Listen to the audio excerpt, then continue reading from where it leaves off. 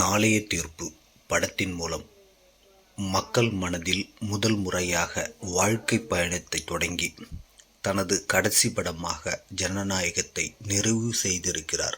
அதாவது மக்களோடு மக்களாக சேர்ந்து வாழ ஆரம்பித்திருக்கிறார். எல்லோர் மனதிலும் நிறைவாக வாழ்ந்துவிட்டு செல்ல இந்த பிரபஞ்சம் அவருக்கு உண்டான நிலைப்பாட்டை உருவாக்கி கொடுத்திருக்கிறது என்பதை நாம் உணர்வோம். விஜய் என்கிற தமிழ் எழுத்தை ஆங்கிலத்தில் வி என்றால் வெற்றி, ஐ என்றால் ஐஸ்வர்யம், ஜே என்றால் ஜெயம், ஏ என்றால் ஆர்வம், ஒய் என்றால் யங் மேன். மக்களை நேசிக்கும் ஆர்வமுள்ள ஒருவர். அவர் ஐஸ்வர்யம் கொண்டவர், எதிலும் ஜெயத்தை மட்டுமே அடைந்தவர். அவரே ஒரு வெற்றியாளர். அவர்தான் யங் மேன். என்றும் இளமையாக இருக்கக்கூடியவர்.